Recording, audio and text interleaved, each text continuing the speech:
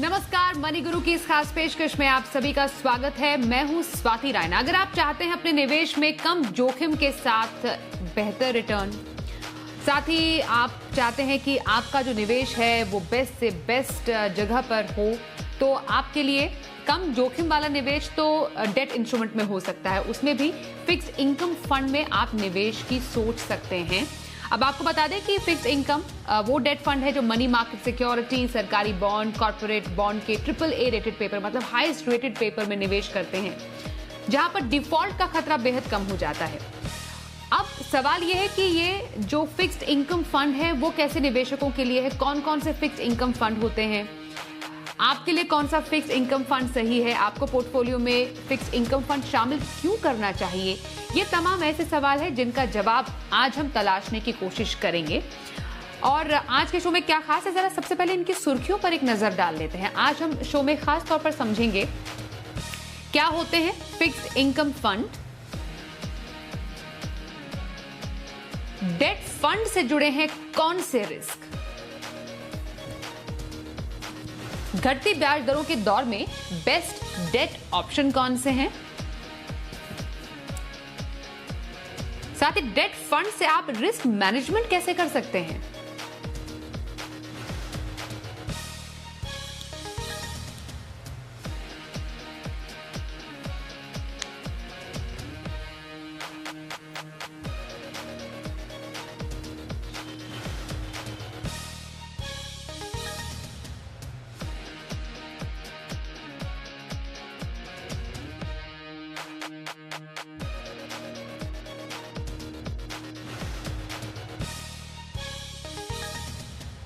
हमारे साथ इस वक्त हमारे जो खास मेहमान हैं फोन लाइन पर कनेक्टेड हैं देवांग शाह, ये है को head fixed income axis mutual fund. Devang, आपका हम स्वागत करते हैं मनी गुरु की इस खास पेशकश में। और फिक्स्ड इनकम फंड की आज हम बात कर रहे हैं। थोड़ा बहुत भूमिका मैंने शो की शुरुआत में अपने दर्शकों के लिए जरूर बांधी है, फिर भी अगर हम फिक्स्ड इनकम फंड की बात करते हैं, ये एक बहुत बड़ा यूनिवर्स है, इसलिए मैं आपसे समझना चाहती हूँ फिक्स्ड इनकम फंड कहते किनको है।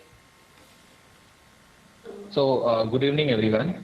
फिक्स्ड इनकम फंड जनरली क्या कहा करते हैं कि फिक्स्ड इनकम फंड्स में जनरली आप जो सिक्योरिटीज, जो bonds, money market instruments, government bonds, AAA corporate bonds में जो फंड्स इन्वेस्ट करते हैं, उनका जो जनरली मैच्योरिटी जो रहती है वो बॉन्ड्स की डिपेंडिंग उनका फंड के क्या क्राइटेरिया है, सेबी रेगुलेशंस क्या बताते हैं, तो फिक्स्ड इनकम फंड की पूरी बास्केट अवेलेबल है, जहाँ पे अगर इन्वेस्टर्स को 1 दिन का पैसा डिप्लॉय करना है तो उनके पास ओवरनाइट फंड है, अगर उनको 30 दिन का पैसा डिप्लॉय करना है तो उनके पास लिक्विड फंड है।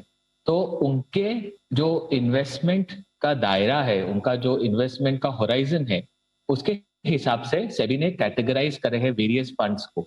जनरली ये funds corporate bonds, money market instruments जैसे कमर्शियल पेपर्स और उसका सर्टिफिकेट ऑफ डिपॉजिट्स जैसे बैंक डिपॉजिट्स, उसी तरीके के इंस्ट्रूमेंट्स में इन्वेस्ट करते हैं और उनका जनरली जो रिटर्न रहता है वो काफी कंजर्वेटिव रहता है। ट्रेडिशनल इन्वेस्टर्स के लिए फिक्स्ड इनकम फंड्स बहुत ही इंपॉर्टेंट और महत्व रहते हैं।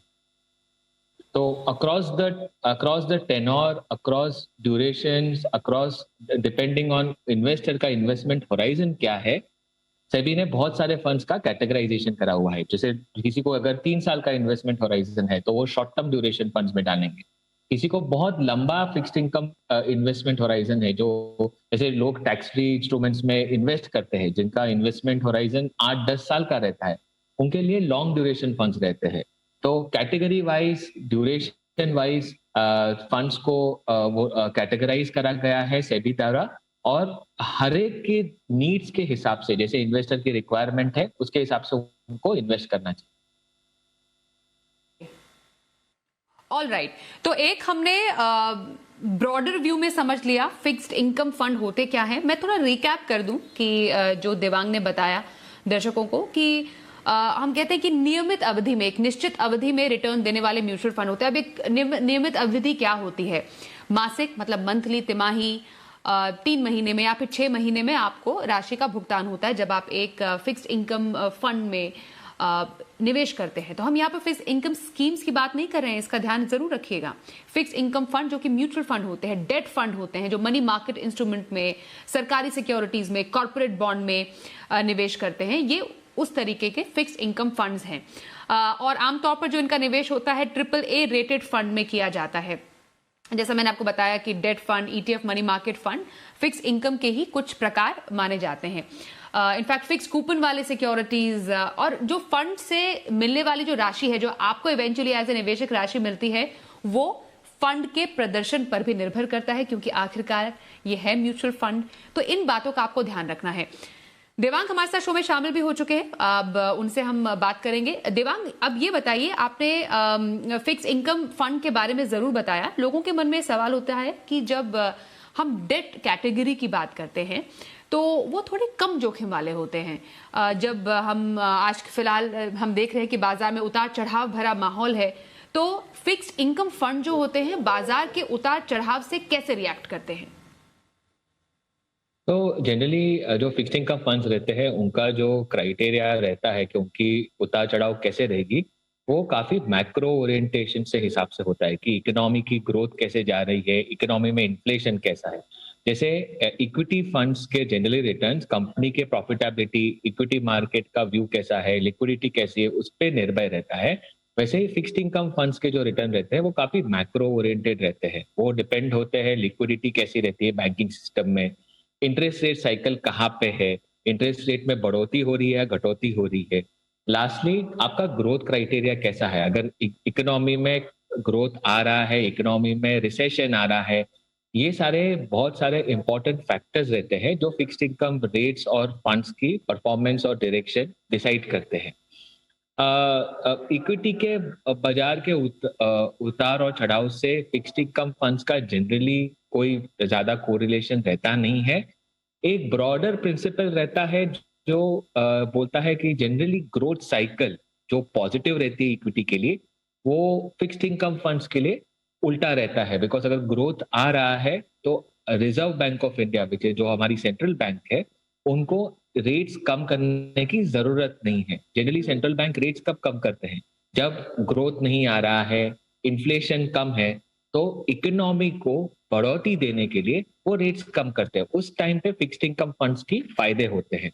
तो जो थॉट प्रोसेस जनरली रहता है कि इक्विटी मार्केट की चढ़ाव उतार से कोई कोरिलेशन नहीं है, लेकिन एक ब्रॉड मैक्रो ड्रिवन फंड्स का परफॉर्मेंस आता है और थीम रहती। ओके। तो ये बात जो देवांग की बात से सामने आती है, निवेशकों के लिए बहुत जरूरी है समझने कि बाजार के उतार चढ़ाव में जो डेट फंड होते हैं, फिक्स इनकम फंड होते हैं, वो कम प्रभावित होते हैं, उनके वर्किंग स्टाइल ही अलग होता है। अब फिक्स इनकम फंड में हम प्योरली डेट फंड्स की सबसे पहले बात करें तो आपने थोड़ा बहुत आइडिया तो हमें जरूर दिया कि अलग अलग प्रकार के फंड होते हैं।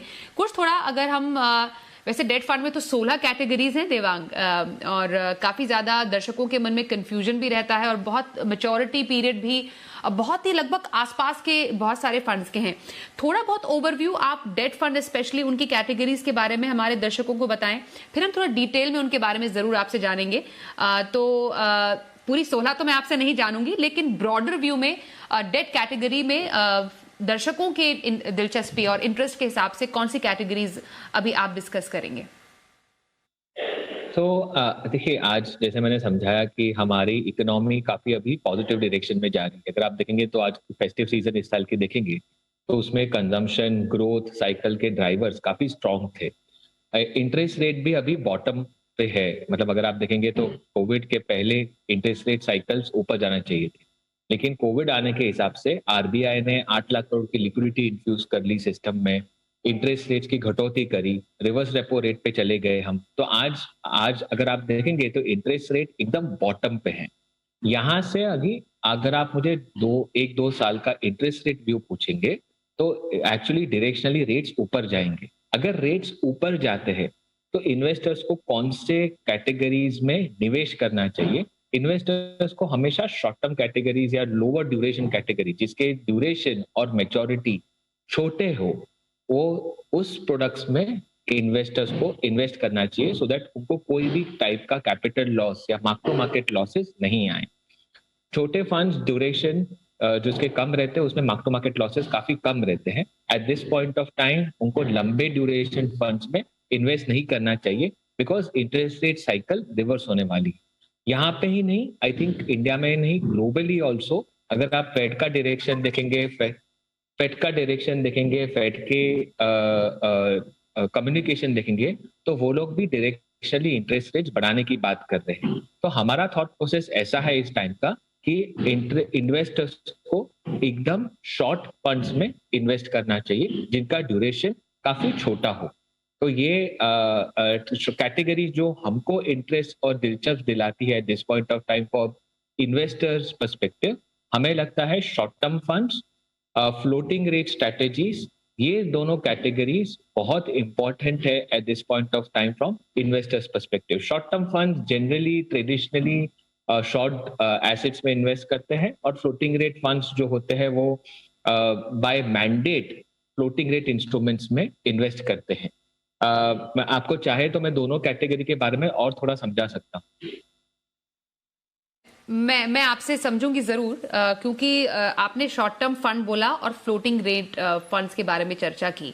इसमें सबसे पहले मैं शॉर्ट टर्म फंड की तरफ आऊंगी, जो कि कंपैरेटिवली बहुत ही ज्यादा पॉपुलर डेट फंड में शुमार है। लगभग आपने बोला कि अगर आपको अभी एट द पॉइंट ब्याज दरों को ध्यान में रखते हुए निवेश करना है, तो शॉर्ट टर्म फंड जो कि 1 से 3 साल तक की अवधि के लिए होते हैं, उसमें आपको निवेश करना बेहतर है। ज्यादा लंबी अवधि के लिए आपको नहीं देखना चाहिए। बाकी शॉर्ट टर्म फंड की क्या खासियत है? एक निवेशक की पोर्टफोलियो में शॉर्ट टर्म फंड वो क्यों शामिल करे, साथ ही साथ कौन से लक्ष्यों के लिए शामिल करें? क्योंकि जो छोटी अवधि के हमारे लक्ष्य होते हैं उसमें हमें 3 साल तक के लक्ष्यों को देखना होता है। तो इसमें आप एक निवेशक को शॉर्ट टर्म फंड को अपने पोर्टफोलियो में शामिल कैसे करने की सलाह देंगे? कि शॉर्ट टर्म फंड जनरली जो होता है वो ट्रेडिशनल इन्वेस्टर के लिए रहता है। जनरली हम लोग क्या करते हैं, हमारा सर्टेन एलोकेशन हमेशा फिक्स्ड इनकम में रहता ही है। जो एज क्राइटेरिया रहते हैं, जैसे जनरली जो थोड़े 20 से 30 साल के इन्वेस्टर्स रहते हैं, उनका इक्विटी का प्रपोर्शन ज्यादा रहता है, डेट का प्रपोर्शन कम रहता है। सिमिलरली एज क्राइटेरिया के हिसाब से जैसे जैसे आपकी एज बढ़ती रहती है, आपको फिक्स्ड इनकम में एलोकेशन बढ़ाना चाहिए। जैसे दीज आर जनरली आपके प्लानिंग होनी चाहिए। फिक्स्ड इनकम फंड्स में अगर आप मुझे बोलेंगे तो शॉर्ट टर्म फंड ऐसा फंड है जो ऑल सीजन फंड टाइप्स जैसा है, कि जिसमें कभी भी आप at all point of times अगर आपका इन्वेस्टमेंट होराइजन जो अवधि आपने बोली अगर 2-3 साल की अवधि है, एंड तो these are classic traditional products जो एफडीज, कॉर्पोरेट एफडीज और बैंक एफडीज का सब्स्टिट्यूट रहते हैं। ट्रेडिशनल इन्वेस्टर्स और कंजर्वेटिव इन्वेस्टर्स के लिए ये फंड काफी आई वुड से दिलचस्प रहते हैं और उस कैटेगरी में काफी पॉपुलर भी रहते हैं। अगर आप देखेंगे लास्ट 1-1.5 साल में ये कैटेगरी में 3 कैटेगरीज, सब कैटेगरीज के फंड रहते हैं जो जनरली सारे शॉर्ट टर्म ड्यूरेशन रन करते हैं। Short term bond funds, corporate bond funds और बैंकिंग पीएसयू कैटेगरी फंड्स। ये तीनों कैटेगरी ब्रॉडली सिमिलर 1 से 3 साल के ड्यूरेशन रन करते हैं।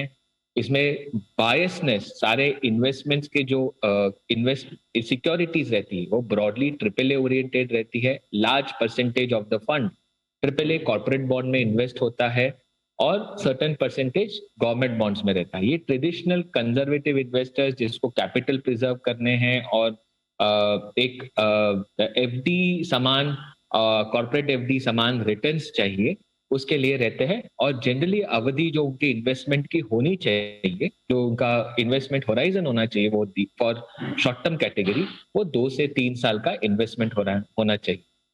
तो आज हम बात कर रहे हैं खासतौर पर फिक्स इनकम फंड के। हमारे साथ एक्सिस म्यूचुअल फंड से देवांग शाह है। देवांग, आपने बताया शॉर्ट ड्यूरेशन फंड की, जो कि आपको लगता है निवेशक के लिए आजकल के इस दौर में एक अच्छी डेट कैटेगरी के फंड साबित हो सकते हैं, और आपने फ्लोटिंग रेट फंड की यहाँ पर चर्चा की। फ्लोटिंग रेट फंड के बारे में थोड़ा डिटेल में हम आपसे समझना चाहते हैं कि अभी हाल फिलहाल में काफी ज्यादा पॉपुलर हो रहे हैं निवेशकों के बीच में। तो फ्लोटिंग रेट फंड किस तरह काम करते हैं, और साथ ही साथ कैसे निवेशकों के लिए कितनी अवधि के लिए फ्लोटिंग रेट फंड में निवेश किया जाना चाहिए? तो फ्लोटिंग रेट करने के लिए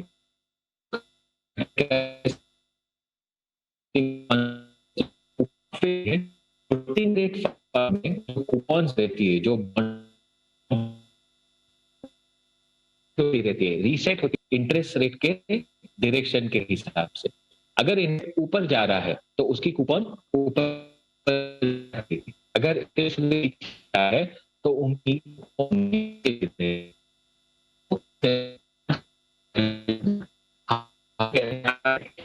आपकी वॉइस में थोड़ा डिस्टरबेंस अभी आ रहा है। मैं थोड़ा सा आपको रोकना यहाँ पर चाहूंगी जब तक आप थोड़ा सा ये कनेक्शन दुरुस्त हो जाए। फ्लोटिंग रेट फंड की हम चर्चा जरूर यहाँ पर कर रहे हैं, लेकिन उसके पहले हमने देवांग से क्या जाना, थोड़ा उसका रिकैप बता दें जिससे कि देवांग फिर अपनी बात आगे बढ़ा पाए। अब तक हमने डेट फंड कैटेगरी के बारे में चर्चा की है, जिसमें उनका मानना है कि शॉर्ट टर्म फंड एक ऐसी कैटेगरी हो सकती है जो आप 1 से 3 साल के निवेश की अवधि के लिए अपने पोर्टफोलियो में शामिल कर सकते हैं। अब ये कौन से फंड होते हैं? शॉर्ट टर्म फंड निवेश कहाँ करते हैं? जैसे सरकारी सिक्योरिटीज में, कॉर्पोरेट बॉन्ड में निवेश होता है, ट्रेजरी बिल हो गए, फिक्स इनकम में इनका निवेश होता है। अब किसी बहुत ही शॉर्ट टर्म अवधि के लिए, इनफैक्ट इवन इमरजेंसी के लिए आप इसमें निवेश कर सकते हैं, क्योंकि 3 साल तक का जो नजरिया होता है निवेश का, वो एक बिल्कुल आने वाले गोल्स के लिए होता है, आने वाले लक्ष्यों के लिए होता है। और जैसा देवांग ने बताया कि अगर आप पैसा सेविंग्स अकाउंट में रखते हैं या फिर बैंक एफडी में रखते हैं, जिसमें अभी आज के टाइम पर और ब्याज दरों के लिहाज से उतना खास अट्रैक्टिव ब्याज दर नहीं मिल रही है, उसके मुकाबले शॉर्ट टर्म फंड्स में तो आपको एक बेहतर रिटर्न की गुंजाइश आप कर ही सकते हैं। तो शॉर्ट टर्म फंड एक बेहतर एक विकल्प हो सकता है बैंक एफडी का, ये आपको ध्यान में रखने की जरूरत है। और साथ ही बहुत सारे फंड्स होते हैं जो कि बहुत शॉर्ट अवधि के होते हैं, जिसमें ओवरनाइट फंड्स भी होते हैं, लिक्विड फंड भी है, अल्ट्रा शॉर्ट ड्यूरेशन फंड भी है जो कि 6 से 12 महीने के लिए आप निवेश कर सकते हैं। लेकिन ये सारे as an emergency contingency fund आपके ज्यादा काम आ सकते हैं। अगर आपको थोड़ा सा 3 साल तक का नजरिया रखना है तो वहां पर आप निवेश अपना आगे बढ़ा सकते हैं। फ्लोटिंग रेट फंड के बारे में थोड़ा सा संक्षिप्त में आपको बता दें कि इन फंड में ब्याज दरें फिक्स नहीं होती है और ब्याज दरें बढ़ने पर बॉन्ड की जो कीमतें हैं वो गिर जाती हैं। ये एक इनवर्स रिलेशनशिप है और फंड के जो कॉर्पस का 65% तक फ्लोटिंग रेट बॉन्ड में निवेश होता है, जैसा देवांग अपनी बात में बता रहे थे। और ब्याज दरों का जो उतार चढ़ाव है उसमें सहायक के निवेशकों के लिए हो सकते हैं। तो कितना आप इनमें निवेश कर सकते हैं? 1 से 3 साल तक का निवेश आप फ्लोटिंग रेट फंड में कर सकते हैं। तो ये कुछ ऐसे डेट फंड में, फिक्स इनकम फंड में निवेश के विकल्प हैं जो कि आज हमने अपने शो में जाने और समझे। तो चलिए आज के शो में बस इतना ही।